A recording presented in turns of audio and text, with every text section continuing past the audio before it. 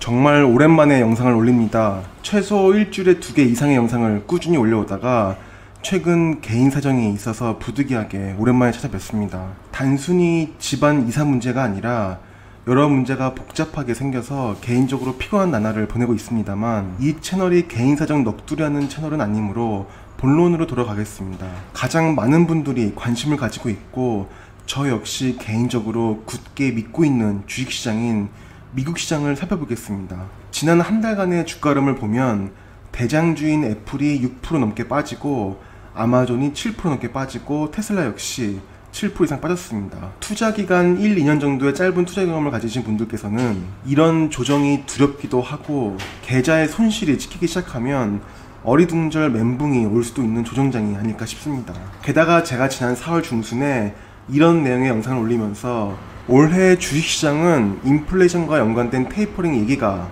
언급될 수 있다는 점과 미국의 법인세 증가가 트리거가 되어서 악재로 작용할 것이라는 얘기를 드린 적이 있습니다. 이런 상황에서 많은 분들이 혹시 불안해하실지도 모르겠습니다. 이건 지난 3개월간의 수익률입니다. 지난 한 달간은 조정장이라지만 3개월로만 기간을 펼쳐봐도 테슬라를 제외하면, 그리고 조정이라 할 수 없는 애플의 소폭 하락을 제외하면 대부분의 종목이 모든 섹터에서 상승장이었다는 것을 알 수 있습니다. 한마디로 현재 조정은 조정도 아니라고 볼 수 있고 그냥 횡보 및 변동장 정도로 보는 게 맞습니다. 그래서 현재까지는 이렇다 할 조정이 오지는 않았다는 것을 볼 수 있습니다. S&P 500 지수만 봐도 작년 코로나 폭락 이후로 이렇다 할 조정 없이 주식시장은 쉼없이 달려왔고 현재까지도 이렇다 할 조정 없이 대세 상승장이 이어지고 있다는 점을 알 수 있습니다. 그럼 대표적인 종목들을 몇 개 살펴보고 한번 말씀을 드려보겠습니다. 구독자분들은 잘 아시겠지만 저는 테슬라를 초반에만 푼돈으로 단기 매매해서 푼돈만 수익을 내보고 테슬라로 돈을 번 사람은 아닙니다. 재무제표를 보고 나름 맞던 틀리던 개인적인 기준으로 주가를 밸류에이션 해서 투자하는 것이 마음이 편해서 이렇게 투자를 하는데, 저 같은 사람은 가치주나 수익성이 확실한 우량주를 더 선호하는 경향이 있어서 이런 측면에서 테슬라는 제가 잘 투자하는 종목은 아닙니다. 저 같은 사람은 단기 투자로서는 큰 돈을 벌지는 못하지만 손실도 잘 나지 않는 유형이고 우량주 장기 투자로 큰 돈을 버는 것을 목표로 합니다. 테슬라도 현재는 우량주이지만 어쨌거나 과거에는 아니었기 때문입니다. 어쨌거나 테슬라의 현재 주가 625불을 보면 당연히 주관적인 생각이지만 현재 주가가 어느 정도 지지선이 아닌가 싶습니다. 차트는 지지선과 저항선이 있는데 지지선은 주가가 내려가는 것을 어느 정도 지탱해주는 선이고 저항선은 상승에 대한 저항입니다. 차트만 보면 어느 정도 지지선이 현재 주가 수준이 아닌가 싶습니다. 제가 최근에 테슬라 리스크에 대해 영상을 소신껏 올린 적이 있었는데, 제가 이 영상에서 열거했던 리스크들 외에도 일론 머스크의 최근 이상한 관종 짓거리들이 악재로 작용하기도 합니다. 하지만 이런 리스크들에도 불구하고 현재 테슬라 주가는 장기적인 투자 관점에서 매수할 만한 가격대가 아닌가 하는 생각을 저 개인적으로는 드디어 들게 되었습니다. 어차피 중국 전기차 업체들은 앞으로 중국 내에서 내수용으로 전락할 가능성이 농후하므로 제가 유의미하게 보는 점유율 데이터는 미국 내 전기차 판매 데이터인데 2020년 기준으로 전기차 중에서 테슬라의 미국 시장 점유율은 79%입니다. 거의 모든 내연기관 자동차 기업들이 전기차에 뛰어들겠지만 결국 테슬라가 앞으로 전기차 시장에서 상당한 시장 점유율을 가진 메이저 전기차 업체로 지속적인 성장을 할 것으로 보입니다. 부익부 빈익빈이라고 기업도 결국 돈이 몰리는 기업이 자본과 인재 확보 면에서도 우위를 가지게 되고 다른 경쟁업체에 비해 확실히 유리한 위치를 차지할 텐데, 이런 측면에서 테슬라는 전기차 메이저 업체가 될 수밖에 없을 것으로 보입니다. 기업이 도태되기에는 너무 커져버린 것입니다. 물론 테슬라의 공매도 비율은 제가 최근 데이터는 확인 안 해봤지만 6%에서 10% 사이일 듯 하고, 이는 다른 기술주들에 비해 매우 높은 수치이긴 하고 실제로 여기서 더 큰 하락이 올지도 모르겠지만 저는 현재 주가 수준이 차트 상으로는 지지선이 아닌가 하는 느낌이 들고 장기 투자 관점에서는 매수하기 매력적인 가격대가 아닌가 생각을 합니다. 물론 테슬라 같은 종목은 그 누구도 밸류에이션을 할 수 없습니다. 자율주행과 로보택시가 테슬라의 현재 밸류에이션의 주된 이유인데, 이는 미래에 언제 어떻게 사용화가 될지 정말 예상하기 힘들기 때문입니다. 그래서 저를 포함한 세상 어느 누구도 정확한 적정 주가 수준을 내긴 힘들고 그냥 느낌만 말하는 것입니다. 애널리스트들의 컨센서스를 보면 테슬라의 주가가 너무 급등을 해왔기 때문에 컨센서스가 주가를 따라잡지는 못하고 있고, 컨센서스 값은 445불 정도로 현재보다 매우 낮게 잡혀 있지만 최근의 리포트들만 보면 목표가가 현재 주가보다 높게 잡혀 있긴 합니다. 사실 이런 리포트들이 의미가 크게 있을까 하는 생각이 듭니다만 그냥 보여드립니다. 테슬라에게는 이 정도로 각설하고, 애플 주가를 보겠습니다. 이렇게만 보면 애플 주가가 엄청 변동성 있는 것으로 보이지만 사실 지난 1월 말에 고점을 찍고 나서 주가는 제 기준에서는 크게 변동성 없는 주가를 보여주고 있습니다. 120불대 정도를 왔다 갔다 하는 주가를 보여줬고 매우 무거운 주식답게 맷집을 보여줬습니다. 최근 애플 주식을 투자하신 분들은 애플 주식의 수익률도 별로고 참 별 볼 일 없는 주식이구나 하고 생각하실지도 모르겠습니다. 사실 지난 10년간의 애플 주식의 연평균 수익률, 즉 애뉴얼 리턴을 보면 올해 초부터 5월 18일까지의 기준을 보면 마이너스 14.8%를 보여줬습니다. 지난 10년간 마이너스 수익률을 기록한 연도가 2015년과 2018년이 있고 그 외에는 매우 높은 수익률을 보여주고 있습니다.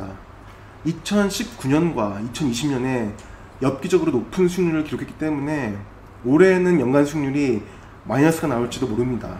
마이너스 수익률을 기록한 2015년과 2018년도를 보면 바로 직전 연도인 2014년과 2017년에 40%가 넘는 수익률을 보여줘서 쉬어가는 구간이 아니었나 생각을 합니다.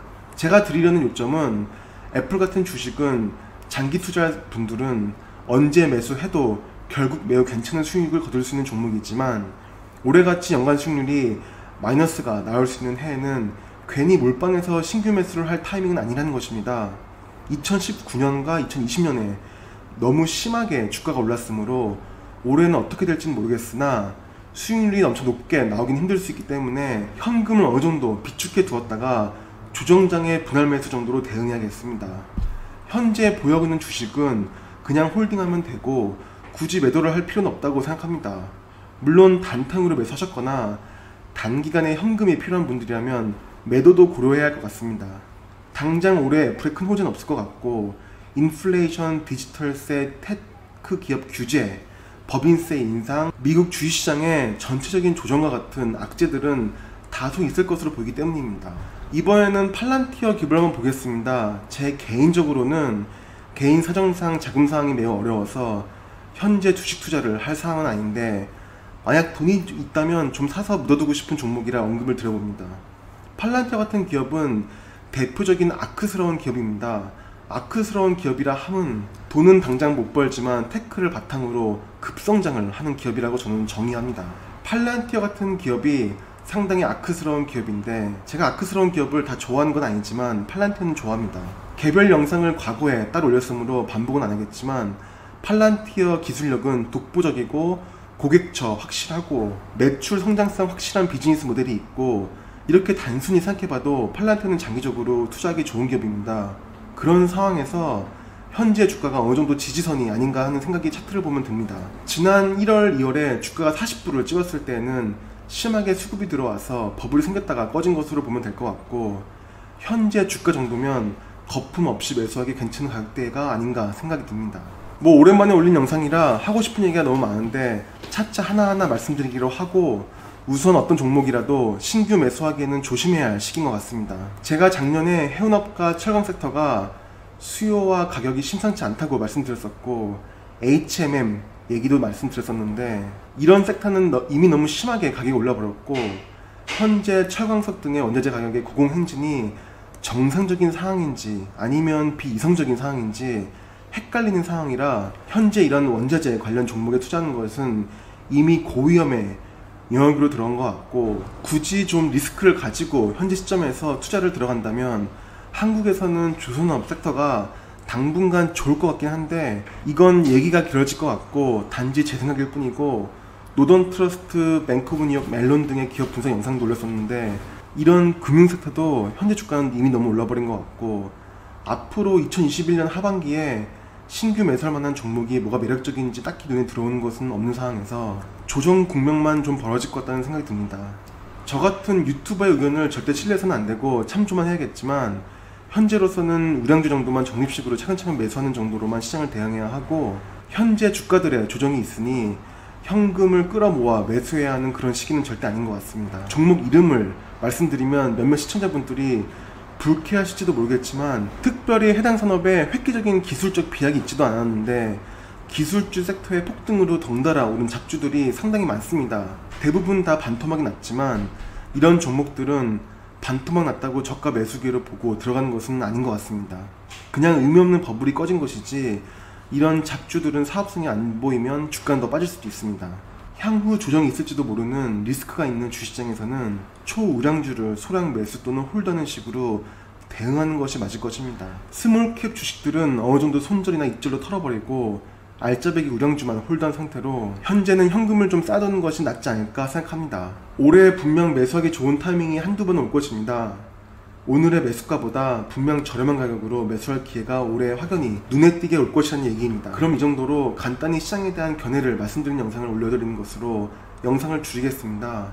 앞으로 다시 종종 찾아뵙겠습니다. 기다려주신 구독자분들 진심으로 감사합니다. 하예TV였습니다. 감사합니다. 구독과 좋아요, 알림 설정까지 꼭 눌러주세요.